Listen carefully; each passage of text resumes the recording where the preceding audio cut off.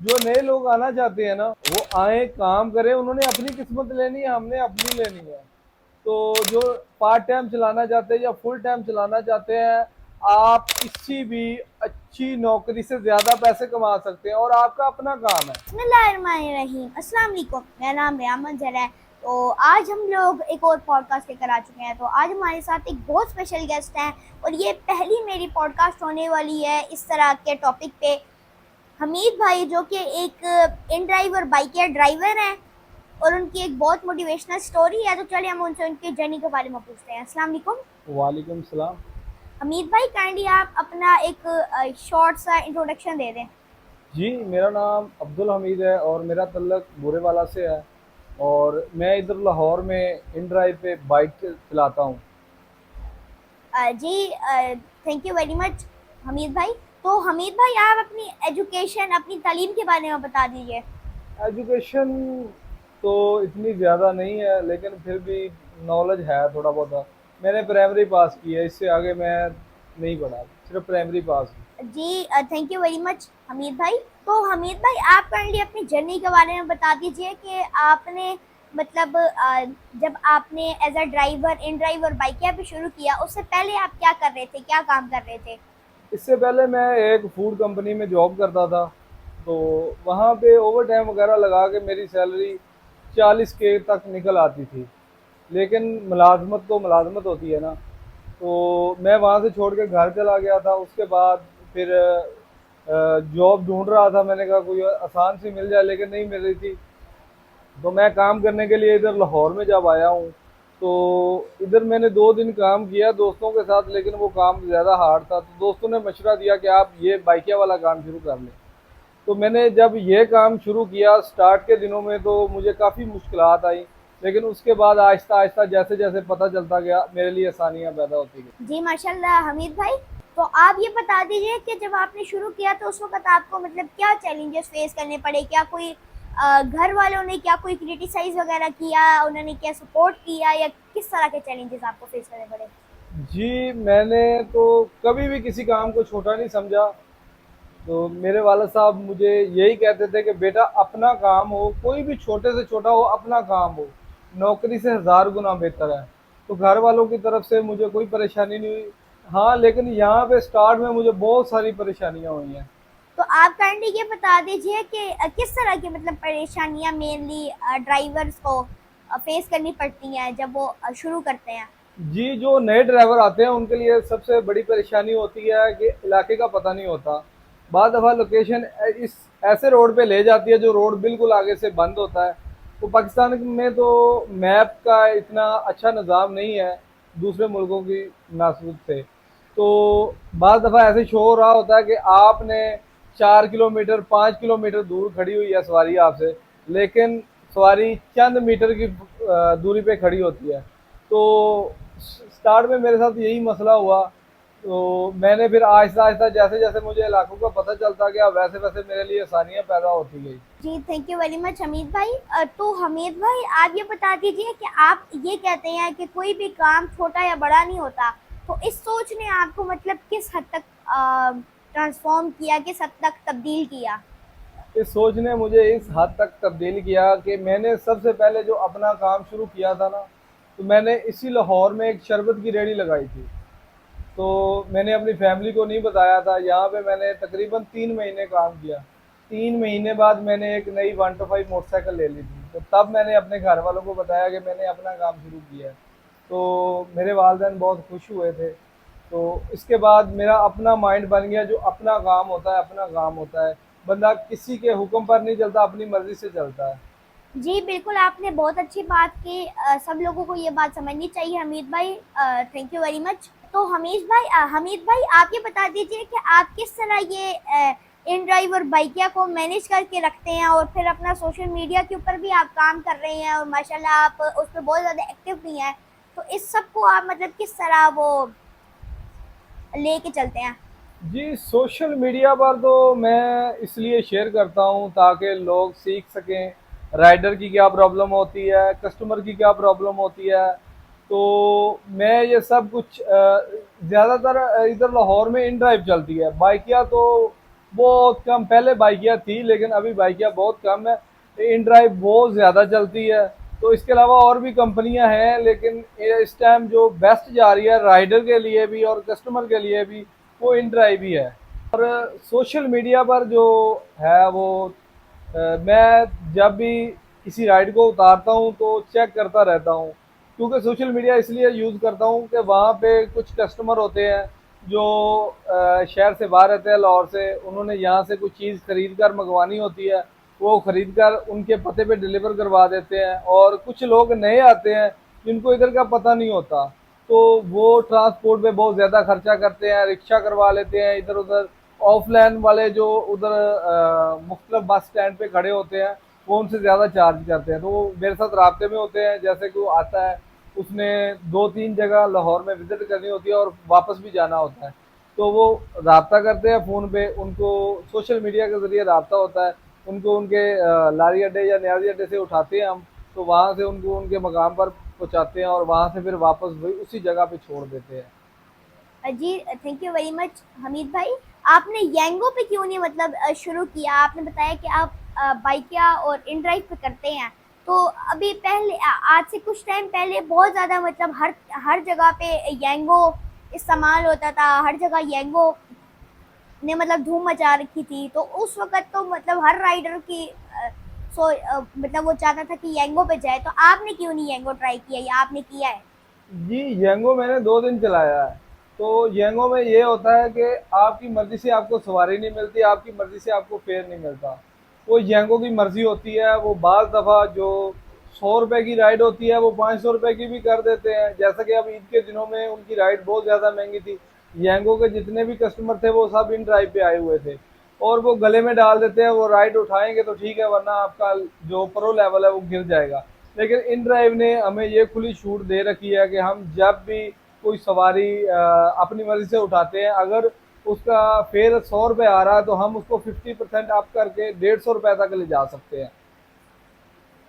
मतलब आप अपना फेयर भी बढ़ा सकते हैं। जी जी, बिल्कुल, इसीलिए हम जो है ना इन ड्राइव इस्तेमाल करते हैं। और बाइकिया पे भी यही है कि हम अपनी मर्जी का फेयर दे के कस्टमर को उठाते हैं, और कस्टमर एक्सेप्ट भी कर लेता है क्योंकि वहाँ पे टाइम बचता है। और यंगो पे अक्सर इस तरह होता है कि 15 किलोमीटर की राइड होती है, उसका ₹200 फेयर आ रहा होता है। तो ₹200 में फिर राइडर को तो कुछ नहीं बचेगा ना। और कभी कभी 150 भी आ रहा होता है 15 किलोमीटर का। इतने में तो पेट्रोल भी पूरा नहीं होता, वो सारा दिन चला के वो उन्होंने राइडर को बोनस का लालच दिया हुआ है। तो इसलिए वहाँ पे जो लोग अटैच हैं वो उधर अटैच है, लेकिन ज़्यादातर इन ड्राइव यूज़ करते हैं। Thank you very much Hamid भाई। तो हमीद भाई मैंने आपने मुझे व्हाट्सएप पे सेंड किया था, आपने बताया था कि आपने बहुत ज़्यादा ट्रैवल किया था, बहुत सारी शहरों में, बहुत सारे इलाकों में सिर्फ बाइक से। तो आपका वो टूर किस तरह का रहा? जी, मैंने पिछले साल मई में, जब शदीद गर्मी होती है, उन दिनों में मेरा प्लान था कि पूरा पंजाब बाइक पे घूमना है। तो मेरी तैयारी पूरी थी और मैंने तकरीबन 20 से ज़्यादा जो शहर हैं वो मैंने बाइक पे विज़िट किए हैं। और वहाँ पे बहुत सारे ऐसे इलाके थे जहाँ पे अच्छा समझा जाता है। कुछ इलाके ऐसे थे कि वहाँ पे गया हूँ मैं, लेकिन वो रिस्पेक्ट नहीं देते। और वो मैंने तकरीबन 20 दिन का टूर किया था। उसके बाद मेरे वालिद की तबीयत ख़राब हो गई थी और मैं वापस छोड़ के आ गया था। जी thank you very much Hamid भाई। तो आप ये बता दीजिए कि आपने ये जो टूर है, आप पंजाब घूमने का जो आपने प्लान किया था, इसका आपको आइडिया किस तरह आया और आप क्या इससे अचीव करना चाहते थे, क्यों आपने ये प्लान किया? जी, मेरे जितने भी दोस्त हैं ना वो सोशल मीडिया के हैं। तो मेरा ये ज़हन था कि मैं जितने भी दोस्त हैं सबके पास जाऊं और पूरा पंजाब बाइक पे घूमूं और दुनिया को दिखाऊं कि हमारे पंजाब में किस तरह से रिस्पेक्ट दी जाती है। तो ये बस ऐसे ही बैठे सोशल मीडिया इस्तेमाल करते मेरे ज़हन में आ गया कि मैं पूरा पंजाब घूमना है, तो ऐसे ही मेरा खुद से माइंड बन गया। जी thank you very much Hamid भाई, आपकी बहुत अच्छी सोच है। तो हमीद भाई आप ये बता दीजिए कि आप अगर इतने सारे 20 से ज़्यादा शहरों में आप गए हैं, तो वहाँ पे आपको बहुत कुछ सीखने को भी मिला होगा। वहाँ के लोग भी अलग तरीके के होंगे, तो आप ये बता दीजिए किस तरह के मतलब सॉरी, किन किन शहरों ने आपको अप्रिशिएट किया, आपको रिस्पेक्ट दी? देखिए, हर 50 किलोमीटर के बाद ज़बान भी चेंज हो जाती है, लोगों का रवैया भी चेंज होता है, लोगों का रहन-सहन भी चेंज होता है। तो ये मैंने स्टार्ट किया था मियाँ चन्नू से, और मैं हरनौली है, मियाँ वाली का एक शहर है हरनौली, वहाँ तक पहुँचा था। तो जो सबसे पॉजिटिव लोग मिले हैं ना, वो मुझे मिले हैं झंग से और भक्खर से और लैया से। ये 3 डिवीज़न है। मेरे ख़्याल में मियाँ वाली तो दूसरा बक्कर तो ज़िला है, बाकी मियाँ वाली और लैया जो है जंग है, सॉरी जो जंग है ज़िला जंग है, और लैया है और बक्कर है। ये 3 शहर ऐसे हैं जहाँ पे बहुत ज़्यादा रिस्पेक्ट मिली है मुझे। तो मुल्तान के भी कुछ इलाके हैं, अच्छे लोग थे, लेकिन जो सबसे मेरा बैड एक्सपीरियंस रहा है वो मुजफ्फरगढ़ में रहा है। वहाँ पे लोग नए आए हुए मेहमान को इतनी ज़्यादा इज्जत नहीं देते, उनकी निस्बत जो झंग और भक्खर के लोग हैं। और भक्खर में तो कुछ इस तरह तक का सीन था कि मुझे लोग कहते थे भाई आप किधर से आए हैं, मैं उनको बताता था, वो कहते थे सिर्फ चाय पी लें, और चाय के बहाने बिठा देते थे, और ऐसे ही आधे घंटे में खाना बन के आ जा, बातें करते करते खाना बन के आ जाता। बहुत ज़्यादा रिस्पेक्ट जो मिली है ना, वो मुझे मिली है जंग और भक्खर से। ये 2 शहर जो है, मैंने इसके छोटे बड़े सब शहर घूमे हैं, इन शहरों से मुझे बहुत रिस्पेक्ट मिली है। जी माशाल्लाह हमीद भाई आप ये बता दीजिए कि आपने जो इतने 20 शहर घूमे हैं, पंजाब घूमा है, इसमें आपका मतलब उस वक़्त कितना खर्चा हुआ था? ये मैंने मई में घूमा था, और मेरे पास 125 बाइक थी। मेरा सिर्फ और सिर्फ पेट्रोल का खर्चा आया, इसके अलावा मेरा कोई खर्चा नहीं हुआ। खाना, रहायश, हर चीज़ मुझे, जिधर जाता था तकरीबन हर शहर में मुझे 20 से 25 लोगों की दावतें होती थी। 2 से 3 लोगों की दावत मुश्किल से एक्सेप्ट करता था, वो भी जो 3-4 साल से मुझे जानते हैं, मैं उनको जानता हूँ उन लोगों की। और मेरा कुछ ज़्यादा खर्चा नहीं हुआ, इसलिए कि मेरे वहाँ पे जानने वाले तलक सोशल मीडिया के ज़रिए तलक बहुत ज़्यादा था। जी, मेरे सोशल मीडिया पे चाहने वाले मेरे दोस्त वहाँ पे बहुत ज़्यादा थे, इसलिए मेरा इतना ज़्यादा जो है ना खर्चा नहीं हुआ। तो हमीद भाई आप ये बता दीजिए कि आपने जब छोड़ा था कोई 20-25 शहरों जब आपने कर लिया था सफ़र, उस वक़्त आपने टूर छोड़ दिया था और वापस अपने घर चले गए थे, अपने अब्बू के पास। तो उस वक़्त तक आप मतलब कहाँ तक पहुँचे थे पंजाब में? जी, मैं उस वक़्त तक मियाँ वाली का एक छोटा-सा शहर है हरनौली, वहाँ तक पहुँचा था। तो रात को मेरे बड़े भाई की कॉल आई कि अब्बू की तबीयत ख़राब है, आप वापस चले जाएँ। और मैं वहाँ से फिर अगले दिन वापस आ गया। तकरीबन मैं अपने घर से 400 किलोमीटर दूर था, फिर अगले दिन मैं वापस घर आ गया था। और ये टूर मेरा इसलिए अब्बू की वजह से जो है ना, अब्बू की तबीयत ख़राब होने की वजह से मैं वापस आ गया था, ये कंप्लीट नहीं किया। अगर मैं कंप्लीट करता तो मुझे इसमें सक्सेस मिलनी थी, सोशल मीडिया पे, यूट्यूब पे, हर जगह पे।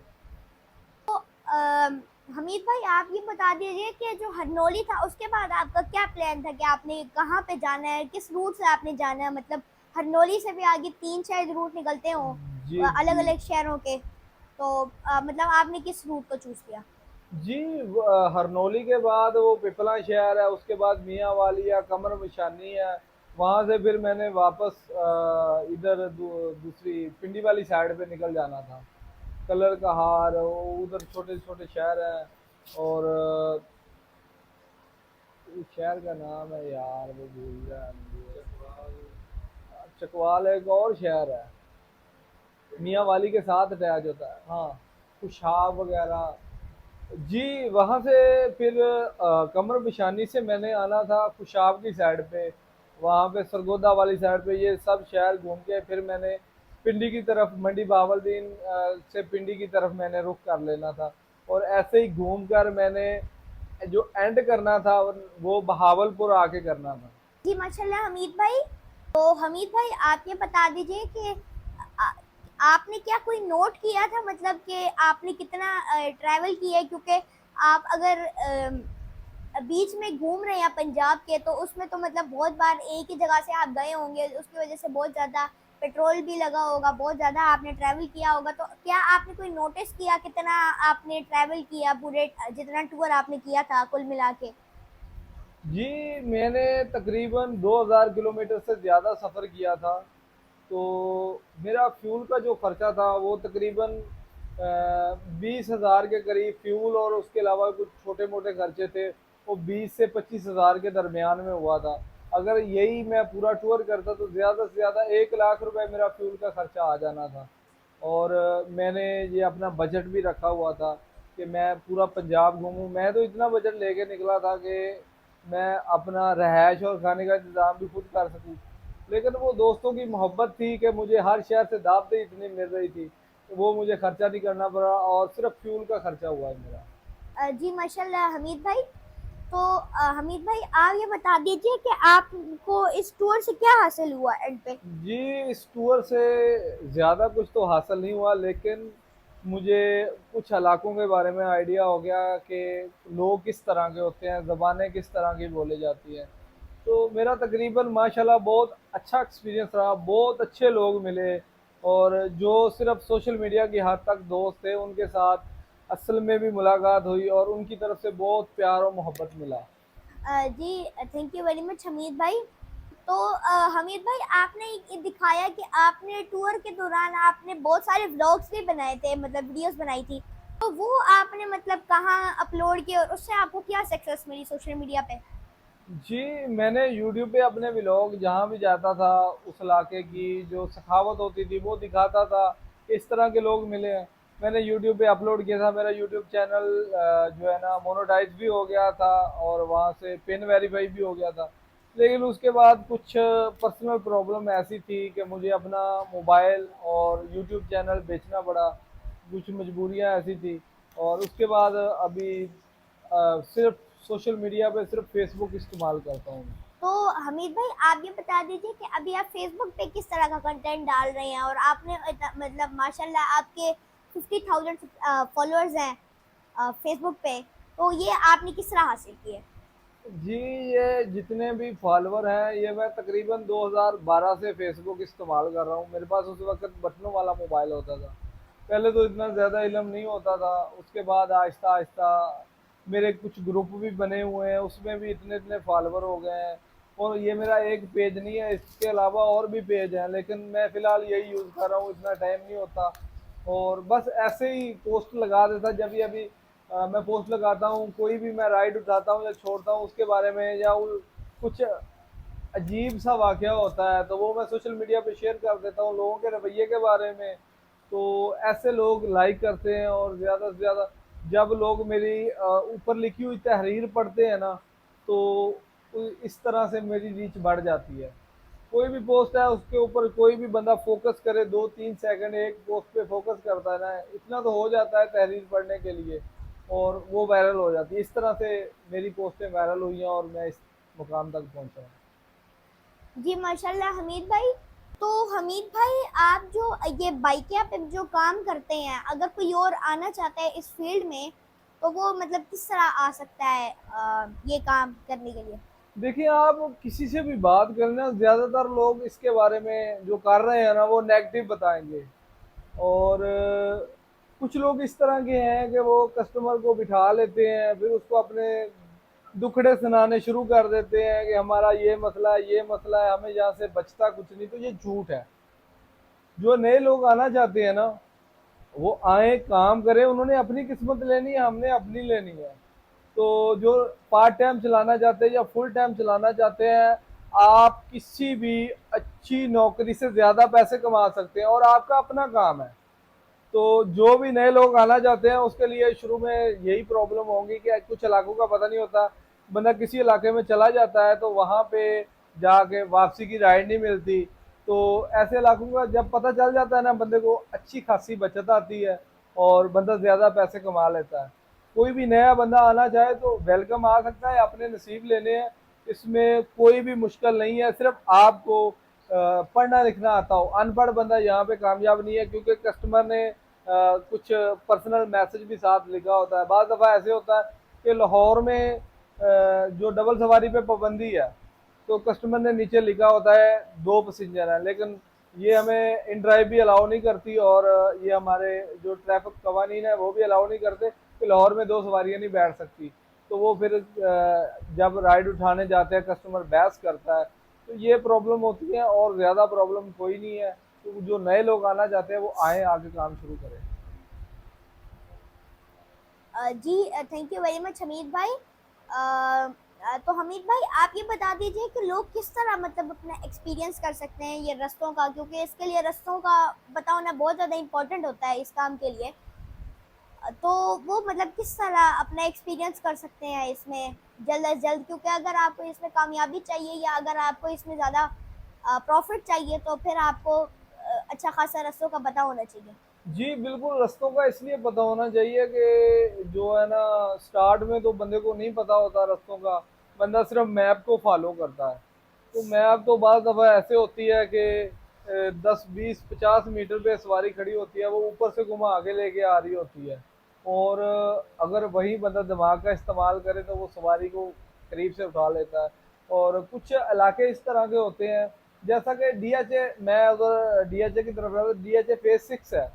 वहाँ पे सुबह के टाइम, वहाँ पे मकामी लोग तो इतने हैं नहीं, बाहर से लोग आते हैं, वहाँ पे कमर्शियल मार्केट ज़्यादा है।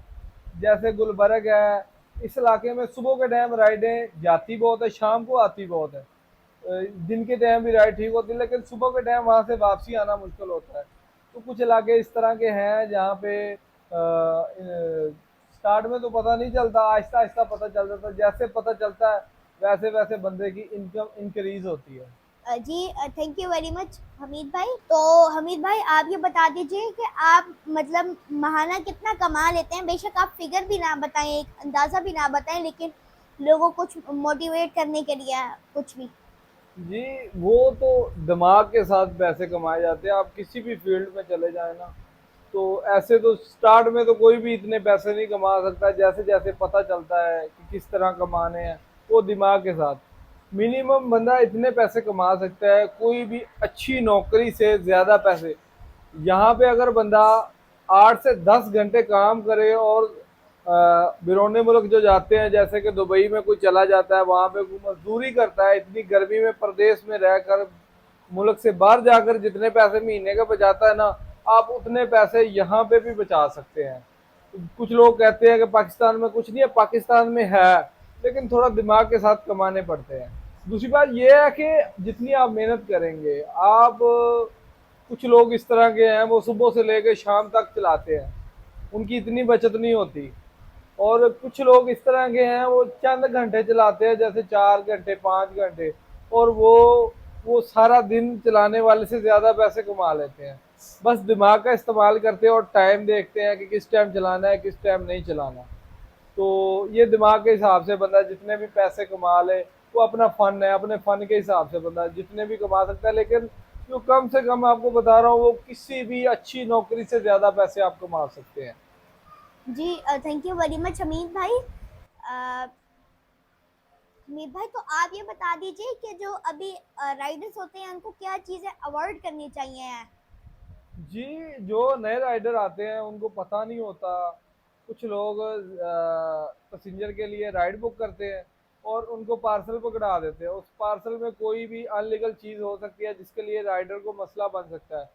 अगर राइड बुक हुई है, पार्सल की हुई है, यहाँ हुई है, पैसेंजर की को पार्सल पकड़ा रहा है, आपको पार्सल को पहले चेक करना चाहिए कि इसमें क्या चीज़ है। अंदाज़ा हो जाता है बंदे को इसमें क्या चीज़ पकड़ा रहा है। तो ऐसे पार्सल से परहेज करना चाहिए जो कि आपके लिए बाद में मुश्किलात का सामना बने। जी। जी thank you very much Hamid भाई।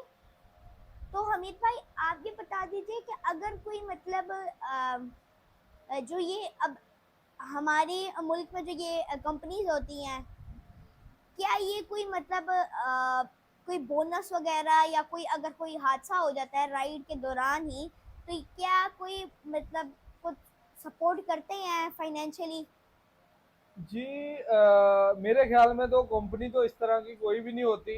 जो पाकिस्तान में इनकी मैनेजमेंट है ना, उनके ऊपर मेरा यही शिकवा है कि उन्होंने इस कदर कंपनी को बताया ही नहीं कि यहाँ पे ये प्रॉब्लम होती है, और यहाँ पे कोई भी कुछ भी नहीं मिलता। आपको सिर्फ कंपनी ने सवारी देनी है, और आपसे कमीशन लेना है। इसके अलावा आपके साथ कोई हादसा हो जाता है, आप खुद जिम्मेदार हैं, आपने खुद सब कुछ करना है। और अक्सर इस तरह होता है कि राइड लेके जा रहा होता है कस्टमर, कस्टमर के साथ वहाँ हादसा हो जाता है, तो उसका जिम्मेदार राइडर होता है, कंपनी नहीं होती। और बाहर जो बिरोने मुल्क है वहाँ पे अगर आप जैसे किसी भी कंपनी में किसी भी कंपनी के साथ काम कर रहे हैं, आपके साथ हादसा होता है, तो आपको कंपनी उसका कवर देती है, उस पे जो खर्चा होता है या कस्टमर को कुछ चोट वगैरह आ जाती है तो कंपनी देती है। यहाँ पे कुछ भी नहीं है, यहाँ पे आपने जो करना है अपने सर पे करना है। और मैं तो कहूँगा कि जो पाकिस्तान में ये मैनेजमेंट है इनकी, कुछ ना कुछ तो राइडर को दें जो सारा दिन कंपनी के लिए काम करता है। और उनको कुछ ना कुछ तो हक होना चाहिए। तो कुछ हादसा वगैरह हो जाता है, उनको कुछ कवर मिलना चाहिए ताकि उनकी ज़िंदगी में आसानियाँ पैदा हो सके। जी, कंपनियों को कम से कम जो है ना हेल्थ इंश्योरेंस लाजमी देनी चाहिए, क्योंकि हादसा हो जाता है तो राइडर तो इतना अफोर्ड नहीं कर सकते, इतने महंगे इलाज हो और जो इतना खर्चा हो जाए। कम से कम हेल्थ इंश्योरेंस होनी चाहिए, तो जान से बढ़कर कोई चीज़ नहीं है। अगर हम कंपनी के लिए काम कर रहे हैं, कंपनी हमसे कमीशन ले रही है, तो कंपनी को भी चाहिए हमें कुछ ना कुछ फ़ायदा दे। जी thank you very much Hamid भाई। तो हमीद भाई आप ये बता दीजिए कि क्या कभी आपके साथ भी कोई इस तरह का हादसा हुआ है? जी, मैं पिछले 5 महीने से चला रहा हूँ, अल्हम्दुलिल्लाह, अल्लाह का शुक्र है। मेरे साथ कभी कोई हादसा नहीं हुआ, अल्लाह इस बचा के रखे इससे। हादसा अच्छी चीज़ नहीं है, तो मेरे साथ अभी तक कोई हादसा नहीं हुआ।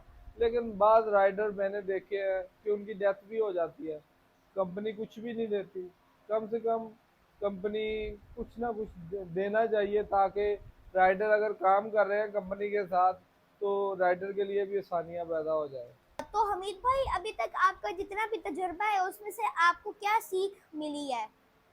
जी, इसमें बहुत अच्छे लोग भी मिलते हैं और बुरे लोग भी। किसी भी जगह पे चले जाए अच्छे बुरे लोग होते हैं, लेकिन ज़्यादातर अच्छे लोग ही मिले हैं मुझे। कुछ चंद लोग ऐसे थे जो राइडर को 200 रुपये में बुक करके मालिक बन जाते हैं गाड़ी के, और बदतमीजी भी करते हैं, बर्दाश्त करना पड़ता है। तो कुछ लोग ऐसे थे जिनको बाइक से भी मैंने उतार दिया था, क्योंकि वो ज़्यादा इज़्ज़त नफ्स से बढ़कर कोई भी चीज़ नहीं है। तो कुछ जगह ऐसी भी होती है, इंसान को चुप कर जाना चाहिए। जैसे अभी कुछ दिन पहले मैंने अस्करी 11 से एक राइड उठाई, तो उसने एड्रेस गलत डाला हुआ था। तो इन ड्राइव की जो राइड होती है ना, वो उठा जहाँ से उठाते हैं वहाँ पे जाके आई एम हेयर पे करना पड़ता है, वरना 1 किलोमीटर से अगर बाहर खड़े आप वहाँ पे जाके ये नहीं कर सकते कि आई एम हेयर। तो वहाँ पे मैंने उसको कॉल की, मैंने उसको बताया कि यार इस तरह करके इसका एड्रेस गलत है, मुझे 1.5 किलोमीटर साइड पे जाना पड़ेगा, आप राइड दोबारा बुक करें या आप राइड कैंसिल कर दें, मैं आपका पार्सल पहुँचा देता हूँ। उसमें मेडिसिन थी। तो उसके बाद मैंने उसको कहा, तो उसने मेरे साथ बदतमीजी की, उसने मुझे वो अच्छे बुरा भला बोला। मैंने उसको बोला सर बदतमीजी ना करें और गाली भी ना दे। वो गाली मुझे नहीं दे रहा था, वो इससे पहले उसने एक यंगो की राइड बुक की थी। वो बता रहा था कि 15 किलोमीटर सफर था और 135 रुपये किराया था यंगो का। लेकिन वही जो राइड है इन ड्राइव पे 350 रुपये की थी। तो उसने मेरे साथ बदतमीजी की, लेकिन इखलाकी तौर पर मेरा फर्ज बनता था कि उसमें जो पार्सल था उसमें मेडिसिन थी। तो ये तो जंग के दौरान भी मेडिसिन बंद नहीं होती, तो मैंने वो मेडिसिन उसके मकाम तक पहुंचाई। जैसे मैंने पार्सल पहुंचाया, जो मैंने उसको टाइम बताया था 5-10 मिनट पहले ही उस तक पहुंचा दिया। और वहाँ पे फिर उसने कॉल की, फिर माजरत की, फिर हमने दोस्ती भी हो गई, तो उसने मुझे खाने की दावत भी दी। तो इस तरह होता रहता है, लेकिन दिमाग से काम लेना चाहिए, ठंडे दिमाग से। अगर आप भी, अगला बंदा बदतमीजी कर रहा है, आप भी करेंगे तो फिर बात बढ़ेगी। जी thank you very much Hamid भाई। तो हमीद भाई एंड पे आप लोगों को क्या मैसेज, क्या पैगाम देना चाहते हैं? जी, जैसा कि अभी लाहौर का टेम्परेचर तकरीबन 43 से ऊपर ही है, कम नहीं है, इतनी ज़्यादा गर्मी है। तो लोगों को चाहिए कि अगर कोई राइडर आता है दोपहर के टाइम, आपके घर के सामने सहूलत मिल रही है, वरना आपको बसों में जलील होना पड़ता था, आपको रिक्शों में जलील होना पड़ता था, इतना एक्स्ट्रा फेयर देना पड़ता। अभी आप घर घर से बैठते हैं, घर के करीब उतर जाते हैं। तो आपको चाहिए कि राइडर को कम से कम पानी तो पूछ लिया करें। इतनी गर्मी है, ये हमारी राइड में शामिल तो नहीं होता, लेकिन इखलाकी तौर पर और हम मुसलमान हैं तो ये करना चाहिए कि पानी वगैरह राइडर को पिला देना चाहिए, इतनी गर्मी है। तो उसके अलावा राइडर हजरात को भी चाहिए कि कस्टमर के साथ दो नंबरी ना करें। अगर आप पार्सल की राइड उठाते हैं तो कस्टमर की इजाज़त के बगैर राइड कैंसिल ना करें, और उसके साथ बात करें पहले, अगर वो इजाज़त देता है कुछ। क्योंकि इस तरह होता है कि बाद दफ़ा पार्सल में कोई इमरजेंसी चीज़ भेजनी होती है, आप राइड कैंसिल कर देते हैं, रास्ते में सवारियां उठाते जाते हैं, तो फिर कस्टमर भी परेशान होता है, आप भी जो है ना परेशानी का सामना आपको भी करना पड़ सकता है। तो यही लोगों के लिए मैसेज है, राइडर के लिए भी और लोगों के लिए भी, कि कंप्रोमाइज़ करके चले, और कोई नहीं है। जज़ाकल्लाह। जी thank you very much Hamid भाई। तो हमीद भाई, मेरा एक विजन है, मेरा एक मिशन है कि जितने भी पाकिस्तान के स्टूडेंट्स हैं उन सबको आईटी स्किल्स की अवेयरनेस दी जाए, ताकि वो अपनी स्टूडेंट लाइफ से ही अर्निंग स्टार्ट कर सकें और अपनी पाँव पर खड़े हो सकें। तो आप मेरे इस मिशन को विजन को स्प्रेड करने में मेरी क्या हेल्प कर सकते हैं? जी, मैं तो यही नौजवानों को मैसेज देना चाहूँगा कि अभी देख लें, इंडिया हमसे इस मामले में आगे गुजरा जा रहा है। हम इस मामले में पीछे रह रहे हैं क्योंकि हम इस तरफ तवज्जो ही नहीं देते। हम अगर मोबाइल भी यूज़ करते हैं ना, तो उसका गलत इस्तेमाल इस तरह करते हैं कि हम अपना टाइम वेस्ट करते हैं।